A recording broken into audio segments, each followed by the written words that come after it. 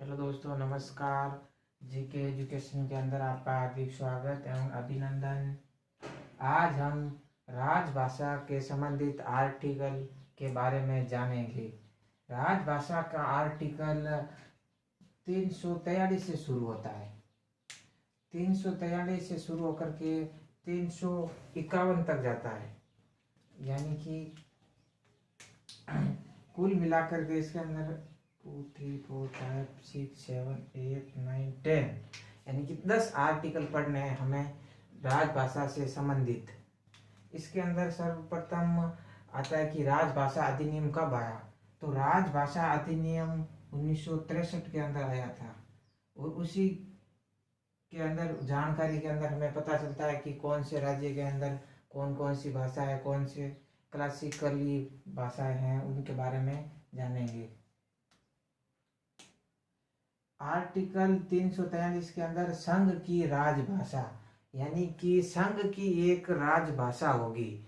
संघ यानी कि देश या सेंटर कह सकते हैं, सेंट्रल गवर्नमेंट के बारे में कह सकते हैं कि उसकी एक राजभाषा होगी। वो राजभाषा कौन सी होगी, इसके बारे में उसके अंदर बताया गया है कि वो राजभाषा अंग्रेजी होगी। यानी कि राज्य के जो भी काम काज होगा वो सभी काम अंग्रेजी के अंदर होगा। कोई भी अनुच्छेद बनाना हो आदि कार्य अंग्रेजी भाषा में होंगे। राजभाषा पर संबंधित संसदीय आयोग व समितियां, राजभाषा के संबंधित राजभाषा कौन कौन से राज्य के अंदर कौन सी होगी, इसके बारे में संसदीय कुछ समितियां बनी हुई हैं। राजभाषा के संबंधित कुछ समितियां व आयोग, जैसे राजभाषा अधिनियम बनाया तो इसके अंदर भी एक आयोग व समिति का गठन किया गया था। आर्टिकल 345 कहता है कि राज्य की राजभाषा होगी। राज्य की राजभाषा होगी। जैसे अलग अलग राज्य, जैसे राजस्थान के अंदर हिंदी है, गुजरात के अंदर गुजराती है, मध्य प्रदेश और वहाँ पर हिंदी बोली जाती है, और तमिलनाडु के अंदर तेलुगु, और केरल में कन्नड़, मलयालम, और जो भी दक्षिण के अंदर भाषाएं हैं, जम्मू कश्मीर के अंदर डोगरी है, उधर मणिपुर के अंदर मणिपुरी है, असम के अंदर जैसे बोडो भाषा हो गई इत्यादि। आगे आता है आर्टिकल 346, एक राज्य का दूसरे राज्य के साथ संवाद एवं संघ के साथ संवाद के संबंधित भाषा।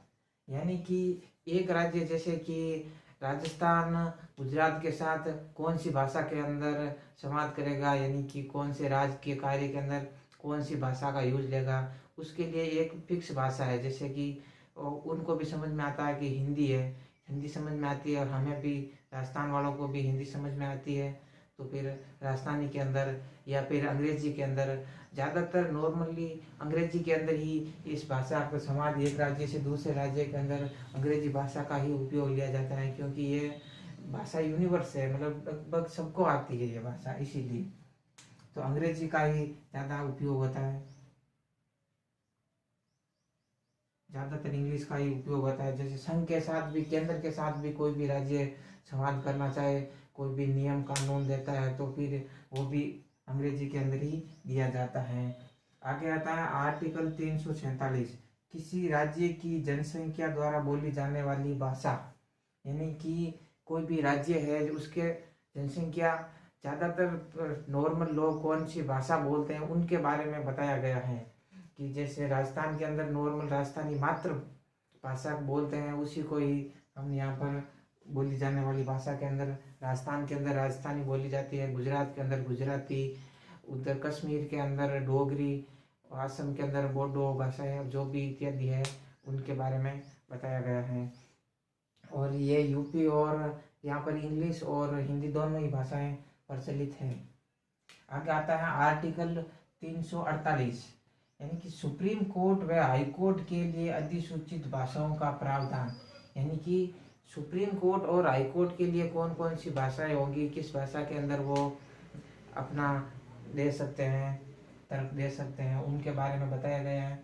ज़्यादातर सुप्रीम कोर्ट और हाई कोर्ट के बारे में इंग्लिश का ही उपयोग होता है।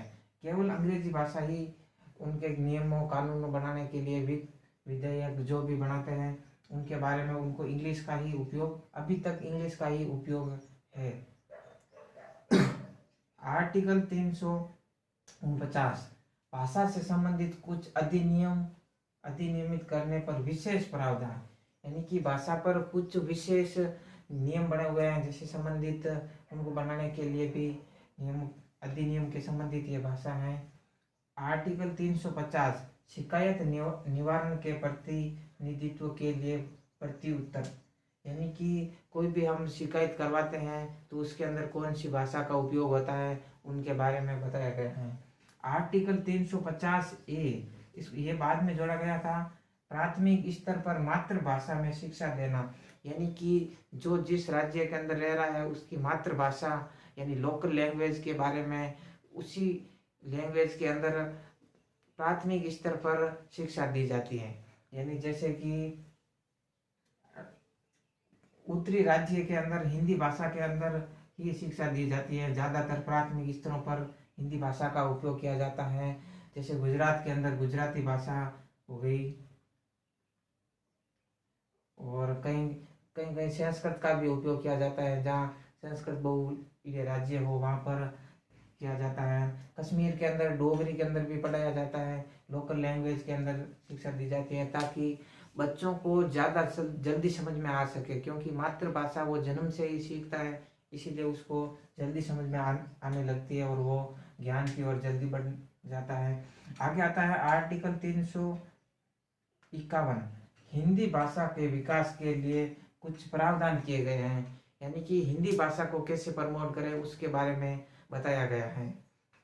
आगे आपने सुना होगा क्लासिकल लैंग्वेज, यानी कि शास्त्रीय भाषाएं।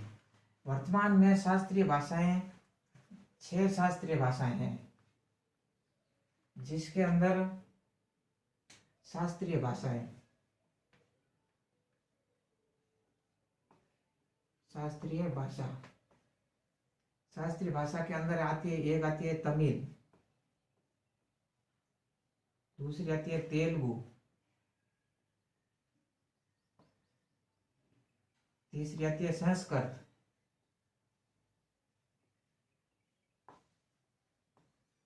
आती है मलयालम,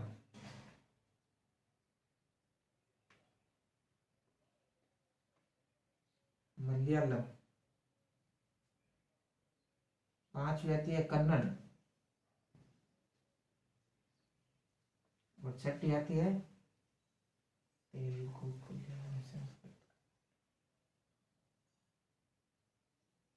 उड़िया।